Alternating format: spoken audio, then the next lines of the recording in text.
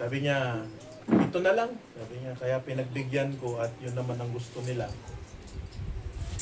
At pag walang ulan, tuloy natin ulit yung practice natin.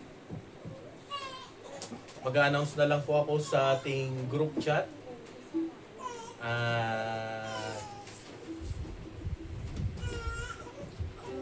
Sasabihin ko na lang kung sino yung pwedeng mag-lead sa ating choir next Sunday.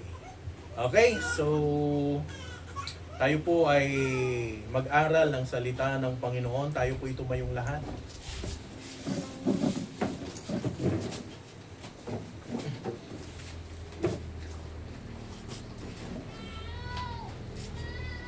Buksan po natin sa Ephesians chapter 4, verse 11 to 16. In few minutes, tayo po ay matatapos. Ano po? 11, tapos na po tayo. Ephesians chapter 4, verse 11 to 16. Ephesians chapter 4, verse 11 to 16.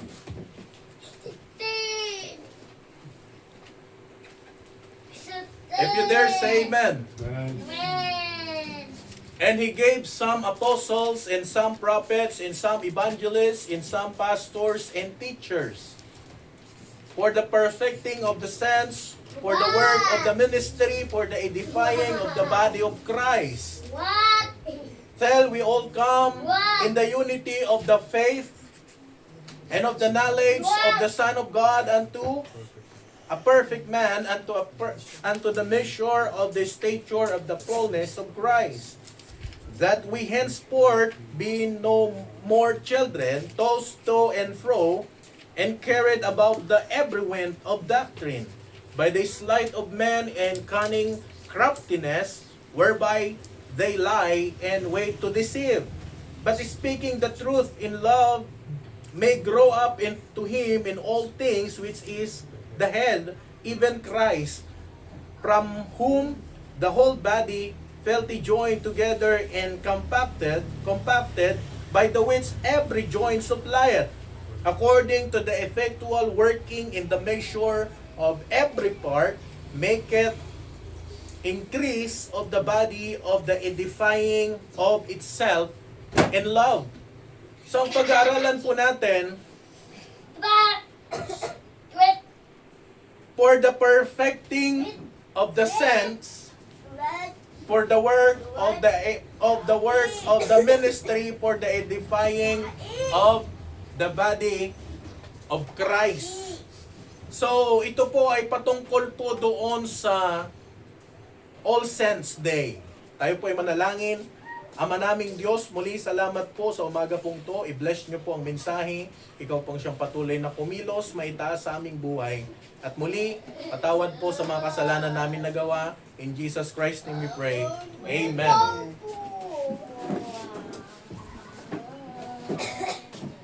Okay, so ang pag-aaralan po natin is about All Saints Day. Ano? Kahapon, yun po yung talagang eksakto ng All Saints Day. Tama. At ngayon po ay, ano ngayon? All Souls Day. At nakasanayan po natin na noong una, na pag sinabi natin na November 1 ay araw ng mga patay. Kaya nga pag October 31, Disperas at November 1, yun yung puntahan ng mga tao saan? Sa sementeryo. Ano po, Pastor, against po ba kayo doon sa pagpunta ng mga Kristiyano sa cemetery? Hindi po, hindi po ako against. Kasi ako noon din naman, dumadalaw din naman ako. Ngayon, hindi nga ako nakadalaw eh. Ano po? Pero lagi po natin tatandaan na yung mga bagay na yon ay wala pong kinalaman sa kung ano yung mangyayari sa kanila. Sapagkat, for me, sa akin, yun po ay pag-alala doon sa ating mga namayapa na.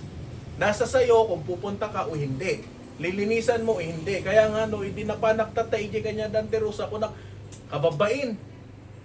Bagpajay balay tinatay, nalinis. Kita may parangan ka. Nagrugit. Apay, kasi nulinisam, agtudo, manulangal daw, agtubo daw manan. So nga, hindi ko dapat magmagnak, hindi ko, ayo, permit, ilinis na mo. Talagang nalinis. Niya. Ang kaisipan ng marami, pag sinabi po natin na All Saints Day, para sa ilan, ay pagkilala doon sa mga iilang mga santo. Tama? Parang kay St. Peter, St. John, sino ba yung Pilipino na yun? St. Kalungsod, sino pa ba yung mga santo na mga santo daw? All Saints Day, sabi nila eh. Tapos ngayon, All Souls Day. Pag sinabi natin All Souls Day, ang katuruan naman para sa kanila is yung mga tao na namatay, na nasa purgatory at paakyat pa lang ng langit. Yun ang All Souls Day na katuruan ng marami. Pero sa atin, wala yon. Ang All Souls Day para sa atin is para sa mga mananampalataya na mga ligtas. Amen? Mga Kristiyano na kung saan tinawag talaga na mga santo. At kung napag-aralan na po natin ito eh. So ano sabi niya? All Saints Day can focus on the concept of saints as all who are in Christ and live by faith. Nabuhay sa pananampalataya. Ano po?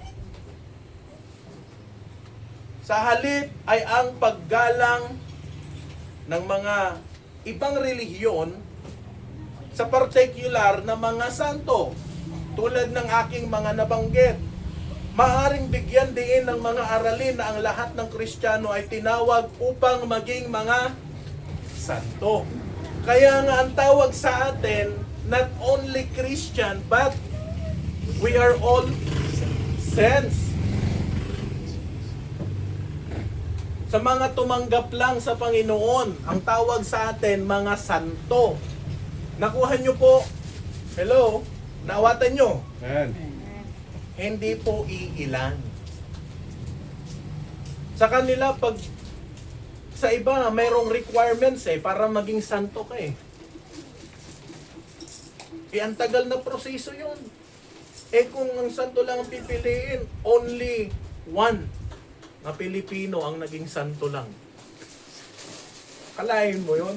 Ibig sabihin, hindi talaga tayo, wala tayo talagang kakayanan na maging santo. Tama po ba? Si kalungsod lang. Pero hindi po eh. Ang sinabi po ng Bible, ang mga santo is yung mga taong nilinisan ng Diyos sa pamamagitan ng banal na dugo ni Kristo. Saints. Saints are all believers. Amen po ba? Sa Ephesians chapter 1 verse 1. Tandaan po natin, refers to all people who have faith in Jesus, not just select few. Ano pa? Communion of believers. Ito yung mga communion. Emphasize the unity of the church, which is include both those on earth and those who are in God and heaven. All Saints Day is a time to remember we are one body in Christ. Tandaan po natin na kapag sinabi nating All Saints Day, ito ay pag-alala bilang isang katawan ni Kristo, which is the church. Tayo po yun. Amen? Living a faithful life. Mamuhay ng may katapatan. Faithful believers as example of how to live out one's faith in the challenging world. O di ba? Mahirap mabuhay sa mundong ito, lalo na't ang daming mga tukso sa buhay. Ayan. Kaya kahit sabihin mo na santo ka, magkakasala ka pa rin eh. Right. So, ibig sabihin, pastor, pag santo ka na, hindi ibig sabihin, mawawala na yung pagiging santo mo. Kasi, pag nagkasala ka, hindi ka na santo. Sa totoo lang, titulo ang santo sa mga tumanggap kay Kristo. Nilinis na tayo sa pamamagitan ng dugo ng ating Panginoon. Amen po ba? Amen. Maliban doon, God's grace and holiness. Ano po? Biyaya ng Diyos at kabanalan. Kaya nga po, highlight that sainthood is not about our own merit. Ano? Itinampok na ang pagiging santo ay hindi tungkol sa ating sariling merito, kundi tungkol sa biyaya ng Diyos na nagbabago sa atin at na ang mga santo ay buhay na halimbawa sa pagbabagong ito. Kaya kung merito ang pag-uusapan, kailangan para maging santo ka, brad, di ka magkakasala. Perpekto ka. Ganon, hindi eh. Ang pagiging saint ay sa pamamagitan ng paglilinis ng dugo ng Diyos sa iyo. Kaya ito yung lagi yung sinasabi, mahirap naman kung sasabihin natin, Saint JR. Di ba? Hindi pwedeng ganun eh. So, pag sinabi nating All Saints Day, sa pananampalataya o sa atin, ang tinuturo po ng Bible, lahat ng mga Kristiyano na tumatakbo, saan? Sa takbuhin ng pagiging isang mananampalataya. So, the first fruit of Achaia, I beseech you, brethren, you know the house of Stephanas, that it is the first fruit of Achaia, and that they have addicted themselves to the ministry of the saints. Sino ba yung mga santo? Yung mga nandun sa Achaia. Kung ang tawag natin dito you know the house of Stephanas, that it is the first fruit of Kadayakan, of Dimanpudso, of Maria Aurora, of Castañeda, or any places na pwede nating ipalit dito.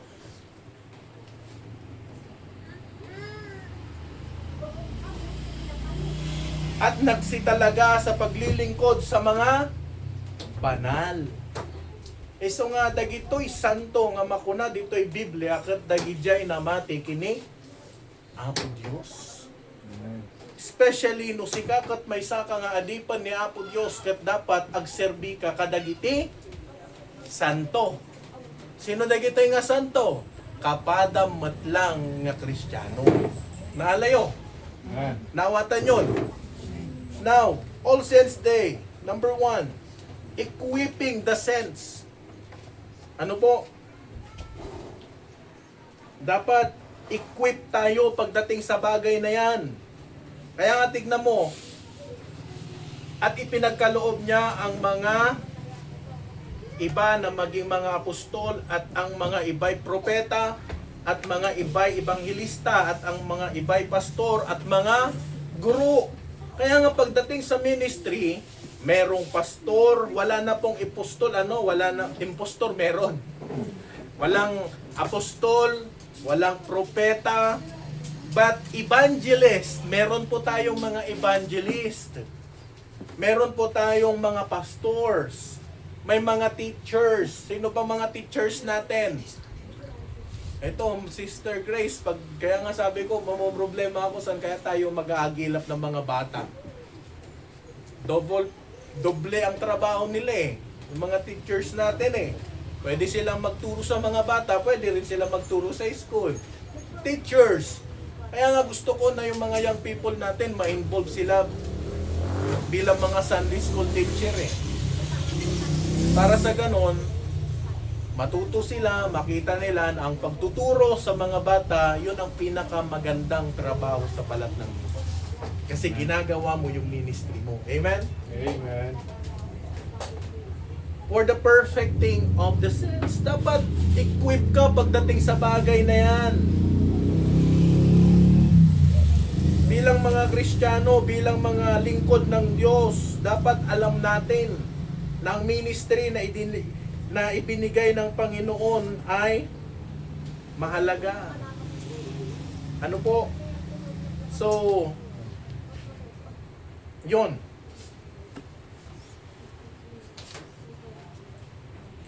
Maliban doon na makikita po natin dito, source of the teaching. Kung babasahin po natin sa Ephesians chapter 4 verse 11, which states that Christ gave apostle, teachers to equip His people for work of service so that the body of Christ may be built up. Amen? So, upang ang katawan ni Kristo ay maitayo. Maliit man tayo o malaking church, iisa pa rin ang trabaho natin to build the church. Amen po ba? Amen. Hindi naman padamihan to eh. Pero kung dadami tayo, maganda. Ano ba? Role of the church leader. Pastors and other churches leader are not meant to do all the ministry themselves. Primary role is to act as equippers and trainers for the entire congregation. Kaya kung pansinin nyo dati, sa akin lahat.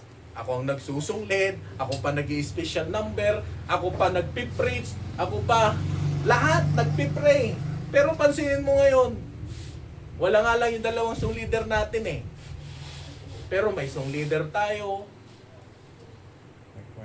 may choir na, meron na nagpipray, may mga part na eh. Bakit? Tinuruan.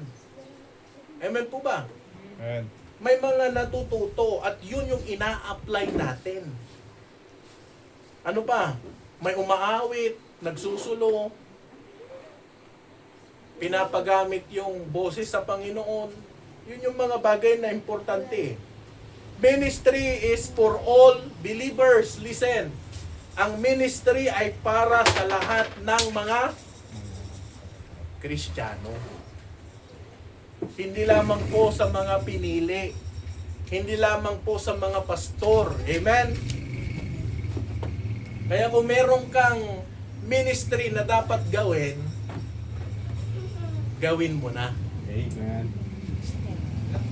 Yung pagwawalis sa church, yung pag-aayos ng mga upuan, simple lang yan, pero ministry yan. Amen. That's right. Yung pag-awit para sa Panginoon, ministry yan. Na kahit pag nag-practice, lumalabas na yung ugat mo dito, okay lang yan. Kasi ang inaawitan mo naman ang Panginoon eh. Amen po ba? Kaya walang dahilan or wag dapat tayong mapagod sa paggawa ng ministry para sa Panginoon. Right. Nalala ko yung sabi ni Sir Daniel noon, pag maliit na church, maraming pwedeng gawin. Pag nasa malaki ka ng church, ano pang makukuha mo? May nagtuturo na, may nagpapiano na, may umaawit na, saan ka pa lulugar? Di ba? Pero pag maliit na church, pag nag-uumpisa ka pa lang, marami kang pwedeng gawin Right. para sa Panginoon. Amen.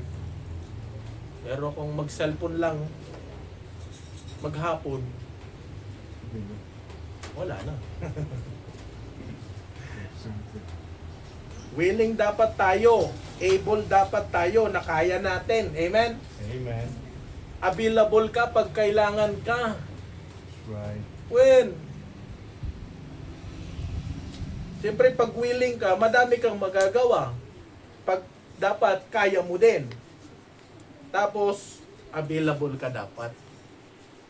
Dapat laging meron kang panahon pagdating sa gawain ng Diyos. Right. For the perfecting, what? Of the saints. Equipping the... Number 2, enlarging the ministry.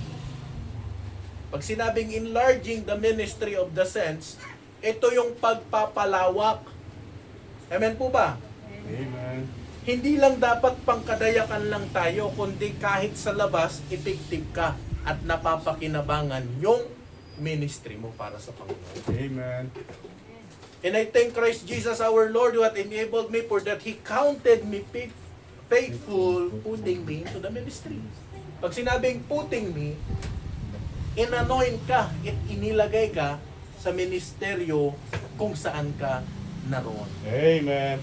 Bakit nasa Harvest Bible Baptist Mission ka? Para lang ba tagapakinig? Hindi. Para mag-minister. Amen po ba? Amen. Para gawin ang ministry na ibinigay sa iyo ng Diyos. Amen. Only Luke is with me, take Mark and bring him with thee, for he is profitable to me for the ministry. Isama mo sapagkat siya'y napapakinabangan ko sa ministeryo. Pag marami ka kasing nagagawa, pagdating sa ministry ng Panginoon, kahit saan ka mapuntang simbahan, effective ka. Amen. Amen. Mapunta ka man dito, mapunta ka man doon, effective ka. Kaya sabi ko sa mga estudyante natin, halimbawa itong mga nag-aaral sa Basal, pag di kayo makauwi ng Sunday, meron namang simbahan na mas malapit sa Pingit, pumunta kayo doon. At kung gusto nyong magamit doon, di, magpagamit kayo. Oh, pero buti na lang, malapit ang Kadayakan sa Ascot. Kaya si Sister Grace, saka si Adandan, minsan lang hindi makauwi. At least buti na lang, umuuwi pa eh. Ha? Talagang believe talaga ako dito eh. Mahal na mahal ang gawain ng Panginoon. That's right. Actually, lahat naman kayo. Kaya nga dapat tandaan po natin, ang ministry, hindi lamang sa loob, kundi dapat mapalawak. Kaya meron po tayong tinatawag na mga Bible studies or etc. na pwedeng gawin po natin. And then last,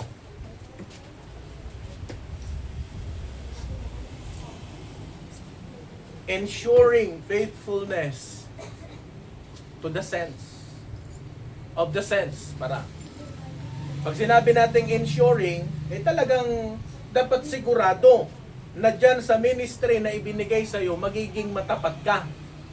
Right. Ibig sabihin sa 2 Timothy chapter 2 or Galatians chapter 5:22, but the fruit of the Spirit is love, joy, peace, long-suffering, gentleness, goodness, and faith, which is faithfulness, katapatan, meekness, temperance. Against such there is no law. Ay hindi pwede talaga na, ano sabi ni Tolpo? Bend the law. Hindi mo pwedeng baliin yung batas ng Panginoon eh. Oh, walang batas na makakapigil sa bunga ng Espiritu. Amen? Kaya maging matapat tayo sa paglilingkod. Pag magiging matapat ka, nandun yung faithfulness and daily life. 1 Corinthians chapter 4 verse 1 and 2, let a man so account of us as of the ministers of Christ and stewards of the mysteries of God. Pinagkatiwalaan ka ng Diyos, dapat yung ipinagkatiwala sa iyo ng Diyos, dapat gawin mo. It is required and stewards that a man be found faithful. Maging matapat ka sa ministry na inilagay sa iyo ng Diyos. Magaling ka sa umawit, galingan mo pang umawit. Magaling ka sa music, galingan mo sa music. Magaling ka sa teaching, galingan mo sa teaching. Magaling ka sa pag-i-invite, galingan mo sa pag-i-invite. Lahat ng ginagawa mo sa Panginoon, maliit o malaki man yan sa tingin ng iba, pantay-pantay yan na ginagawa mo para sa Panginoon. Ano pa? The reward of faithfulness. Matthew chapter 25 verse 21, his Lord said unto him, well done, thou good and faithful servant. Maganda na kapag ikaw namatay, napunta sa langit, sasabihin sa iyo ng Panginoon, thou good. Amen?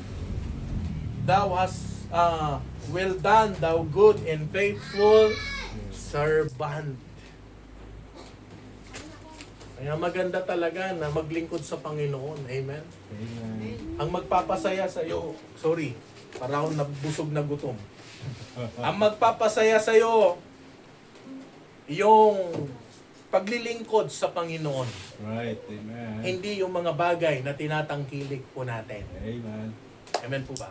Amen. Kasi mawala man sila, mananatili ka na masaya dahil sa Panginoon. Amen. Pero kung ang magpapasaya sa iyo material na mga bagay at hindi ang Diyos, That's right. mawala man ang Diyos sa iyo, wala ka pa rin pakialam. Mawala man yung mga bagay sa iyo, malulungkot ka pa rin. Pero kung ang Diyos ang magpapasaya sa iyo, sasabihin ko sa iyo ito kapatid, na ang Diyos ang magbibigay sa iyo ng kasiyahan sa buhay. Amen. Amen? So, kung meron mang All Saints Day, araw natin yun. That's right. Ano po? Pero wag lang November 1 kasi iba naman yun. Kailangan naman na isabay mo sa November 1 yung All Saints Day po namin ngayon. Tapos ikaw nasa church, yung iba nasa sementeryo. Iba na. Opo, pag All Saints Day sa mga iba. Pero sa atin, ang All Saints Day para sa mga Kristiyano na nagpapatuloy at naglilingkod sa Panginoon. Tayo po itumayong lahat. Tayo po ay manalangin. Dakila naming Diyos, muli kami po ay nagpapasalamat sa araw na ito. Salamat sa natapos po naming service. Salamat po Ama sa mga anak mo na nandirito. Salamat sa kanilang buhay na sila po ay nagpapagamit, Panginoon. Dalangin po namin, O God, na sa aming napag-aralan ngayon, kayo ang siyang manguna, tumulong sa amin, kayo ang siyang patuloy na kumilos sa aming buhay, Panginoon. Salamat na inyo po kaming iningatan sa buong linggo at ngayon haharap na naman po kami ng buong linggo na ito. At dalangin ko po na tulungan nyo po ang bawat isa sa aming buhay, sa aming paglilingkod, Panginoon. Salamat po ng marami, Panginoon, at sa aming pansamantalang paghiwa-hiwalay. Ingatan nyo po ang bawat isa. Dalangin ko po, Panginoon, na kayo ang siyang kumilos sa kanilang buhay. Kung meron man pong kapatiran na nangihina, palakasin, Panginoon. At kung meron man pong kapatiran na may sakit, Ama, kayo na po ang siyang magpagaling, Panginoon. Ikaw po ang aming Diyos na aming pong pinaglilingkuran at wala po kaming ipagmamayabang sa aming sarili kapagkat kayo po ang dapat po naming ipagmayabang sapagkat kayo ang aming Diyos na buhay na aming pinaglilingkuran. Salamat po ng marami at muli, isa pa pong beses na kami ay humingi ng kalinisan at kapatawaran ng aming mga kasalanan. Ito po ang aming samudalangin sa matamis na pangalan ng aming Panginoong Kristo. Amen. Okay, salamat po. God bless. Tapos na po tayo. At see you ulit sa susunod.